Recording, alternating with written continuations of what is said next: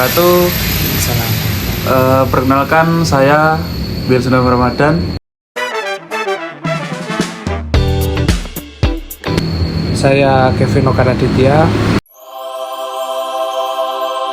Saya Muhammad Tahril Sabha.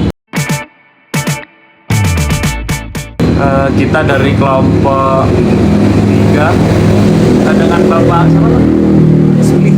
Bapak Dengan Bapak Suli. Pak Suli. Di sini kita akan mewawancarai Bapak Suli mengenai pertanian atau perobatan. Awal-awal Bapak memulai usaha di bidang pertanian ini kapan, Pak? Dari mulai tahun berapa Pak? Jadi saya cerita dulu ya. Iya. Bapak cerita. Iya, terima Ngobrol-ngobrol kasih. santai aja Pak. Iya. Jadi tentunya saya mengawali wirausaha di bidang sarana produksi pertanian ini di toko pertanian di latar belakangi ketika saya setelah bekerja di perusahaan pestisida. Jadi kebetulan saya juga alumni UMM jurusan agronomi. Dan saya lulus tahun 99. Jadi tahun 99 itu saya langsung masuk di perusahaan PT Indagro. Nah, PT Indagro ini salah satu perusahaan yang mendistribusikan produk-produk dari perusahaan Jepang. Ada Sumitomo, Nihon, dan sebagainya. Setelah saya bekerja di perusahaan di bidang agrokimia ya, di pestisida, kemudian kita ditempatkan di wilayah Malang. Waktu itu tahun 99 kita di divisi marketing di pemasaran dan kita mempromosikan, memasarkan produk-produknya dari perusahaan PT Indagro. Setelah kita ada peningkatan, ya kita pernah menjadi agronomis juga. Kemudian kita juga pernah pindah ke perusahaan yang lain di PT Arista. Arista Life Science itu perusahaan dari Prancis. Hampir 1 tahun. Nah, karena kalau bekerja di marketing itu kan berpindah-pindah. Nah, karena kita sudah punya keluarga, kita sudah punya perencanaan dan sebagainya. Kalau dipindah-pindah ini kan kita repot. Nah, akhirnya kita memutuskan ya kita keluar dari perusahaan, mulai merintis usaha. Masih tetap di bidang pertanian, di sarana produksi pertanian. Kalau dulu kita hanya memasarkan produk di satu perusahaan, nah ketika kita sudah buka toko pertanian ini, nah kita bisa memasarkan semua, mulai bibit, kemudian pupuk, pestisida maupun kebutuhan sarana pertanian yang lainnya. Nah terus ya kita lebih leluasa, lebih bebas untuk mengembangkan potensi kita. Jadi tidak hanya kita berjualan, berbisnis di pestisida, tapi kita juga bisa terjun bertani. Nah, kebetulan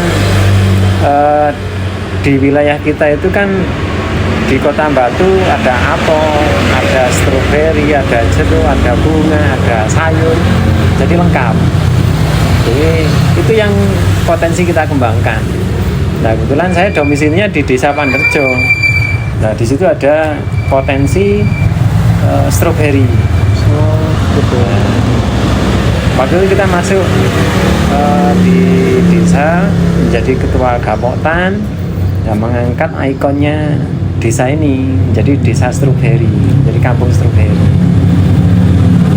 Kemudian juga kita di Pandanrejo itu setelah kita punya toko, kemudian ada kebun stroberinya. Nah, kita coba ekspansi ke daerah Tulungrejo. Jadi kalau di Pandanrejo itu ketinggian sekitar 800. Nah, kita ekspansi di Tulungarejo itu ketinggiannya di atas 1.000, 1.100. Nah, di sana saya bentuk kelompok tani karena kita juga punya toko di sana, toko pertanian. Nah, kemudian kita dengan anggota kelompok mengembangkan usaha peternakan rakyat. Jadi kita punya kandang komunal di Coban Talun itu, jumlahnya ada sekitar 50 ekor sapi perah. Nah, kemudian di sana juga kita konsep integrated farming. Nah, di sana juga ada peternakan sapi perah, kemudian ada perikanannya, kolam ikan, kemudian ada pertanian organik, stroberi, sayur, dan kita konsep untuk wisata edukasi. Nah, setelah ini terbentuk, nah kita juga mengembangkan namanya Pusat Pelatihan Pertanian dan Pedesaan Swadaya, P4S. Nah, itu tempat permagangan, tempat PKL, penelitian untuk mahasiswa, untuk teman-teman yang membutuhkan informasi, membutuhkan sarana untuk kegiatan. Setelah itu kita buka toko di Nongko Jajar. Waktu itu tahun 2007. Tahun 2007 kita juga ada 2 di pasar dan di Andonosari. Kebetulan waktu itu masih mayoritas tanamannya di sini apel. Kita fokus di situ. Nah, kemudian setelah di sini ada toko, saya serahkan kepada teman yang di sini. Ternyata tidak sesederhana itu. Saya tinggal selama 1 tahun habis. Nah, saya waktu itu mengembangkan di daerah Ngantang. Nah, Ngantang Selorjo, Bendungan itu ya. Oh, iya. Nah, buka di sana. Jadi waktu itu ada 4 toko yang kita kelola untuk retail. Saya sudah berkembang maju. Nah, ternyata di luar dugaan kena erupsi Gunung Kelut. Nah, jadi karena terdampak erupsi itu kita tutup, guys. Setelah kita tutup, kita ekspansi ke daerah Junggo. Nah, dekatnya Coban Talun itu.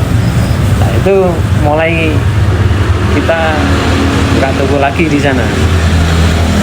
Setelah sewa, ternyata potensi, akhirnya beli rumah, kita tempati, kita buat kembangkan. Jadi itu sejarahnya toko yang kita kelola sampai hari ini. Selanjutnya hasil dari yang Bapak budidaya apel itu yang di sini, itu kira-kira dijual atau dikonsumsi sendiri gitu, Pak? Jadi konsep saya untuk saat ini sebetulnya kita juga ada program MOU dengan PCNU Kabupaten Pasuruan. Jadi setahun yang lalu kita seminarkan SOP sistem budidaya apel untuk 5-10 tahun yang akan datang. Nah, di hari pahlawan tanggal 10 November, kebetulan waktu itu hari santri. Nah, itu momentum kita membuat MOU dengan PCNU Kabupaten Pasuruan. Nah, program ini kita namakan revitalisasi apel. Nah, kenapa revitalisasi apel? Karena sama permasalahannya di Batu dengan di Nongko Jajar. Jadi keberadaan apel ini semakin hari semakin berkurang, menurun. Nah, kalau tidak ada langkah, tidak ada tindakan yang nyata, ini akan habis. Jadi makanya dari organisasi NU di sini karena mayoritas NU, jadi kita mengadakan kerjasama itu NU untuk mengembangkan apel ini supaya tidak sampai punah. Kebetulan di Kecamatan Tutur, kita diberikan mandat langsung kepada MWC dalam hal ini di bawahnya ada lembaga di badan otonom namanya LPP, Lembaga Pengembangan Pertanian NU. Kalau kira-kira kendala dalam menanam apel itu apa, Pak? Kalau sekarang itu sebenarnya yang paling prinsip petani itu di pembiayaan. Jadi karena kegagalan panen mungkin beberapa kali, sehingga modal petani itu mulai terkuras, mungkin bahkan sebagian sudah habis. Ya, langkah-langkah yang harus kita jalankan, ya salah satunya itu mempertahankan. Nah, kalau sudah ada programnya, nah tinggal pelaksanaannya itu aja. Kalau apel kayak gitu hamanya apa aja Pak? Hama yang bisa buat gagal panen gitu. Jadi kegagalan panen itu yang pertama, dulu ada penyakit busuk buah. Nah, skep buah ini ketika ada yang menyerang di satu lahan, nah itu bisa menular. Penularannya cepat sekali. Sehingga banyak yang misalnya BS. Akhirnya gagal panen. Misalnya dari 1 ton ternyata yang kena penyakit busuk buah yang masuk BS misalnya 80%. Nah, akhirnya kan petani rugi. Iya. Terus nomor 2, faktor musim. Nah, ketika musimnya ini cuacanya ekstrim, apel ini bunganya tidak jadi buah. Karena beda dengan tanaman sayur seperti tomat, cabai. Jadi bunganya itu kan ngadapnya ke bawah, tapi kalau apel ke atas. Oh, Jadi ketika waktu penyerbukan kena air hujan, ya pasti tidak jadi kan penyerbukannya. Iya. Nah, itu resiko yang di lapangan seperti itu. Jadi makanya SDM petani ini juga perlu pengetahuan masalah pestisida, bagaimana sistem budidayanya. Jadi kalau untuk pohon apel sendiri tuh Pak, kayak masa produktivitas itu maksimal berapa tahun ya Pak? Sebenarnya kalau masa apel itu kan tanaman tahunan ya. ya. Itu sampai 30 tahun lebih. Kalau perawatannya bagus ya masih produktif. Iya. Tapi kelihatannya sekarang itu kan ya mungkin masing-masing petani itu kan beda sistem perawatannya. Jadi kadang-kadang tanamannya diforsir, diambil hasilnya, tapi tidak dikembalikan untuk perawatannya. Ya contohnya misalnya kalau teorinya sekali panen misalnya dapat satu pohon 30 kilo, itu yang harus dikembalikan dalam bentuk unsur haran itu kan 30%-nya. Baik itu pupuk kimia maupun pupuk organiknya. Nah, kadang-kadang petani itu tidak mengembalikan itu. Ya sama kalau kita punya tabungan, di ATM kita ambil tapi tidak kita isi, ya habis tuh. Jadi makanya SDM ini juga penting. Jadi banyak petani itu hanya diforsir tanamannya untuk hasilnya supaya tinggi, dapatnya banyak, tapi tidak dipikirkan jangka panjangnya. Namanya tanaman ya pasti ada kemampuannya. Jadi kalau apel itu sampai 30 tahun bisa Pak? Masih bisa, 40 tahun bisa, tergantung perawatan masing-masing. Petani harus ada pengetahuannya di situ. Nah, sementara SDM-nya tidak sampai di sana. Jadi yang digunakan dengan hama penyakitnya itu tidak sesuai kadang-kadang di situ. ya pasti pemborosan. Bahkan kalau yang tidak sesuai ya pasti hama penyakit tetap, tapi sudah mengeluarkan biaya. Iya. Jadi kurang pelatihan gitu Pak ya sebenarnya. Ya SDM-nya. Kalau apel itu dijualnya di mana Pak? Apel hari ini itu kan kekurangan barang. Ya. Karena produksinya biasanya sekian ton, ya, dapatnya cuma berapa kintal. Makanya sekarang harganya kan mahal. Sekarang malam. Mahal. Berapa sekilo Pak? 1 kilo kalau dari petani itu mungkin sekitar 20 sampai 25 yang mana lagi. Kalau yang raw beauty itu antara 25 sampai 30 per kilo.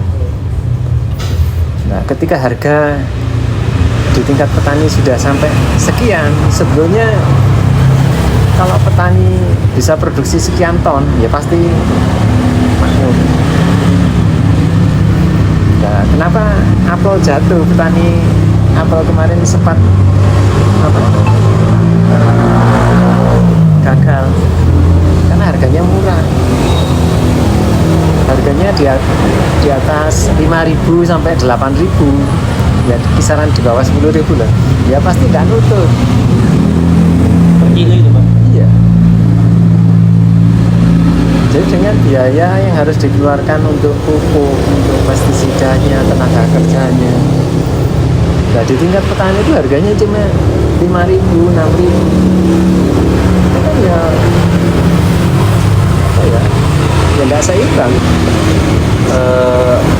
Kalau untuk Bapak berarti apel di sini tuh kebanyakan kayak habis diproduksi jadi batu tangan Pak. Itu kayak langsung dijual apa ada pengelolaan buat keripik apel gitu nggak ada Pak?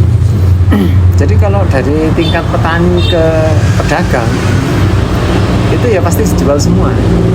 Ada yang root, ada yang diambil ditinggal yang BS sama yang krill. Nah, tergantung kesepakatan.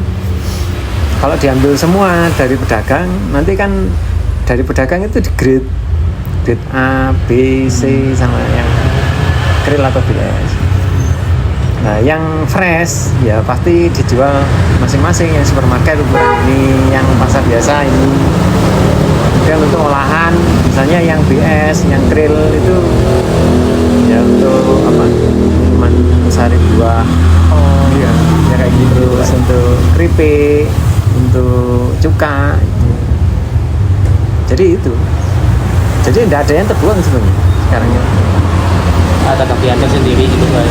Iya, ya sebenarnya kalau petani mau kreatif ya, itu ya manfaatkan apa apel-apel yang mestinya harganya murah itu jangan dijual, diolah sendiri. Saya punya petani di Andonosari itu, dia sudah bisa ngelola apel-apel yang mungkin tidak diperhitungkan lah. Jadi untuk carang mas apel, terus sari buah apel, terus untuk cuka. Kira-kira untuk yang paling populer jenis-jenis apel di daerah sini itu apa Pak? Kan ada berbagai macam jenis apel-apel gitu. Ya. Di sini yang lagi tren mulai dulu ya sebenarnya, yang ikonnya itu 2, Room Beauty sama mana lagi. Mana lagi? Ya. Kalau di Batu yang di daerah atas Junggo, Sumber Berantas itu apel ana. Kalau yang jenis mana lagi karena mungkin terlalu dingin, produktivitasnya kurang. Jadi makanya apel ana itu yang umurnya lebih pendek. Jadi kalau yang mana lagi itu umurnya kan 4,5 bulan, itu sudah panen dari bunga ya. Kalau Room Beauty itu bisa 6 sampai 6,5, bisa sampai 7. Kalau apel ana itu ya sekitar 4 bulan.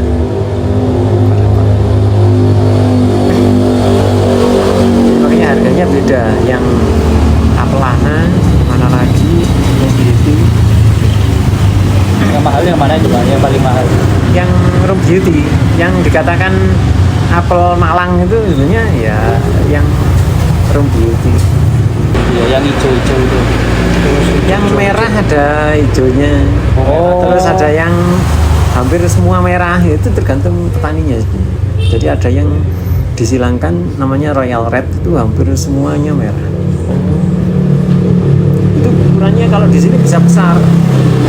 Kalau disisakan kan bunga itu ada 6, 5 gitu kan. Ya. Nah nanti buahnya disisakan satu misalnya bisa sekian. Jadi beratnya bisa 6 sampai 7 on satu. Jadi 1 kilo isinya paling 2 sampai 3. Ya sebetulnya ikonnya apel di Nongko Jajar ya itu sebenarnya. Tergantung cuaca juga gitu Pak, atau suhu di sekitar. Kalau syarat tumbuhnya apel memang ya pertama dari ketinggian tempat. Jadi minimal itu sebenarnya 750 mPL. Ya. Tapi sekarang sudah tidak bisa 750, 800 bahkan 900 itu sudah sulit. Kenapa? Suhu rata-rata hariannya itu sudah panas. Nah, syaratnya apel yang nomor 2 itu suhu rata-rata harian. Nah, di Batu kenapa apel itu sulit? Nah, karena suhu rata-rata hariannya sudah panas. Kalau rehabilitasi tanah, media tanamnya masih bisa diolah, direkayasa, masih bisa. Tapi kalau suhunya tidak bisa. Iya. Jadi karena di Batu itu kan bisa sampai 22 sampai 30 derajat. Nah, apel ini sudah tidak mau. Jadi harus di bawah 20. Di bawah 20 dia. Jadi, kenapa di Nongko Jajar masih survive? Karena syarat tumbuhnya dari suhu rata-rata harian di sini itu masih idealnya ya sekitar 20 derajat. Ke bawah. Kemudian sistem budidaya juga gitu. Kalau di sini kan banyak peternak sapi perah. Nah, kotorannya, limbahnya ini kan murah. Ya. Sehingga setiap musim itu petani ngasih pupuk organiknya, komposnya dari limbah sapi itu bisa lebih banyak. Ya sama dengan tabungan ATM-nya banyak, ya otomatis orangnya kan ya pede kan gitu ya. Beda kan isinya dikit kan ya. Tak apel juga gitu. Di Batu itu nyari bahan organiknya, pupuknya sulit, juga mahal. Ya akhirnya tanahnya cenderung pakai kimia. Nah, rusaknya tanah itu dari situ. Tidak imbang antara yang organik sama yang kimia. Kalau di sini karena kebutuhan organik sudah tercukupi, bahkan berlipat-lipat, dikasih pupuk kimia sedikit aja, respon tanamannya itu sudah langsung bagus. Ya sama dengan manusia. Ya kalau ekonominya bagus, ya mau pingin apa aja kan keturutan kan gitu. Berarti kalau apel tuh dari daerah sini sama Batu tuh bagusan dari sini ya Pak? Untuk kualitasnya. Iya, ya sekarang itu apel labelnya Batu tapi Barangnya dari sini. Jadi pedagangnya orang Batu. Berarti petani-petani sini jualnya di pedagang dari Batu gitu Pak? Iya. Hampir pedagang di Batu itu gulaannya ke sini. Jadi makanya di Batu apel cenderung merosot, kemudian ya degradasi lah istilahnya. Itu sulit untuk bangkit lagi. Jadi pertama kebijakan pemerintah itu nomor 1. Sementara sampai hari ini belum ada yang berpihak ke tani apel itu. Yang real enggak ada. Apel di Indonesia itu yang ada di Jawa Timur. Jawa Timur adanya dibantu sama Romo Jaji. Itu pun luasannya enggak sampai ribuan. Itu aja enggak ada perhatian. Jadi itu yang kita sayangkan sebenarnya di situ. Karena berhubung ya udah sore Pak ya. Kira-kira untuk terakhir kalinya pesan Pak kira-kira untuk yang mau memulai ya usaha pertanian lah. Kira-kira pesan ya untuk kita ini gimana gitu Pak? Jadi sebenarnya saat ini dengan apa ya, peta politik Presiden Prabowo itu kan fokus di ketahanan pangan, di pertanian. Ini peluang bagi anak-anak muda, generasi muda ini untuk mengembangkan ketahanan. Nah, karena kebutuhannya sekarang itu tidak hanya apa, padi, jagung, palawija, tapi yang lainnya misalnya untuk MBG misalnya. Ya MBG. Makan bergizi gratis ya butuh jeruk, ya butuh mungkin buah-buahan yang lain, termasuk sayuran, kan gitu. Nah itu peluangnya sangat besar. Jadi ya intinya peluangnya sangat besar gitu Pak ya kalau Iya. mau memulai usaha pertanian. Jadi sebenarnya sekarang tidak salah kalau apa, di Fakultas Pertanian, jurusan pertanian itu dikembangkan itu karena sekarang pengusaha besar itu arahnya ke pertanian. Buk Sadino, terus siapa? Yang mengembangkan sawit itu. Ya banyak perusahaan Sinar Mas Group dan sebagainya itu sekarang arahnya ke sana. Terus Sampurna yang pabrik rokok itu sekarang juga ke pertanian. Jadi nanti segmennya di mana ya monggo, masing-masing pasti punya analisa sendiri-sendiri. Jadi bisnis untuk pertanian 5-10 tahun yang akan datang ya insya Allah prosperasi. Teman-teman, sekian podcast dari kelompok kami bersama Pak Suli atas seputar pertanian apel. Sekian dari kelompok kami. Wassalamualaikum warahmatullahi wabarakatuh.